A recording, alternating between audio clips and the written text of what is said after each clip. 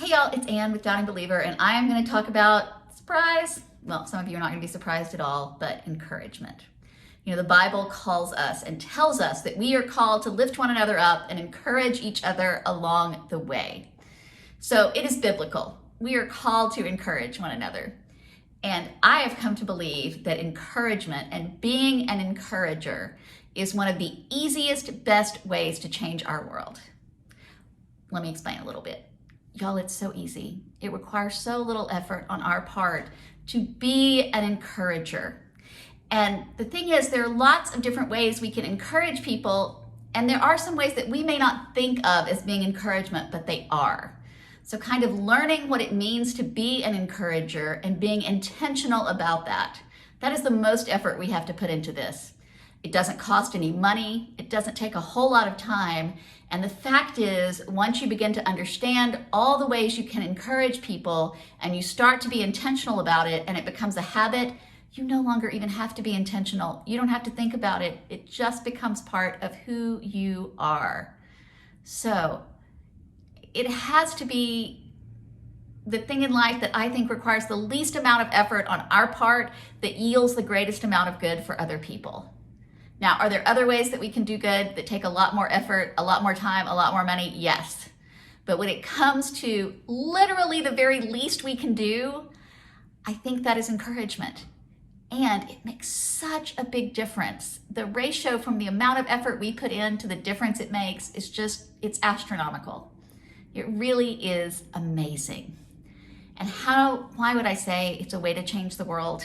You're thinking, and encouragement's not going to put food in the bellies of hungry people. It's not going to create housing for the homeless. It is not going to overturn systems of oppression and bring justice to the marginalized.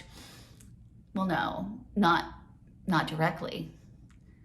But I think we all know, because I'm guessing most people who are watching this, you are probably involved in some way in making your world, in making your community a better place.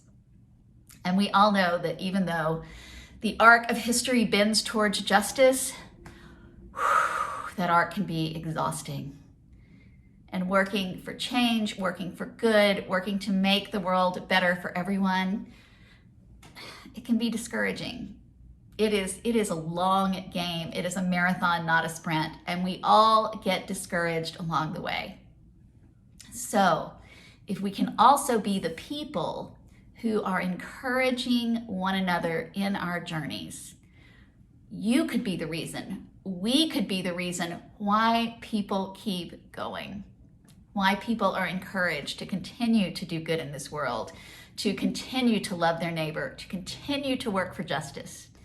That's what I mean when I say that encouragement is the easiest, best way to change our world, because it requires so little effort on our part. And it can have such a ripple effect. Just like hurt people hurt people, people who are encouraged encourage others. Is there a better way to say this? Encouraged people encourage people. Doesn't quite work as well as hurt people, but you know what I mean. People who feel encouraged encourage other people. Those people then encourage others. And it allows us to keep going with the work, with the mission, with what we are called to be doing. So I'm hoping you will join me in the season of Eastertide, which is the time between Easter and Pentecost. It's a 50-day period, hence Pentecost, for all you math people out there. I'm going to be taking my mini course download, How to Be an Intentional Encourager, and we are going to work together. If you want to join me in this, we are going to work through these different ways. There's 10 challenges of how we can encourage others. We are going to work through those together. We are going to not only learn different ways to encourage people, but we're going to kind of find out what is our, you hear people talk about love languages. We're going to kind of help each other discover what is our encouragement language, because you'll find that certain ways of encouraging others are the ways that feel more natural and work for you better than others. So you can see a link down below this. Think about that. Think about joining me for this 50-day challenge, in which we will work to find out how we can encourage others, how to cultivate that habit, how to find our best ways to encourage others, and begin to use that power to make positive change in the world. Y'all, it's biblical, it is easy, and it makes such a huge difference. I firmly believe in the power of encouragement to change the world for the good. I firmly believe in the power of encouragement to change the world for the better. So I hope you'll join me. We're going to start the Monday after Easter, and we're going to wrap it up on Pentecost Sunday. Check it out. Consider joining me, and let's encourage others and change the world.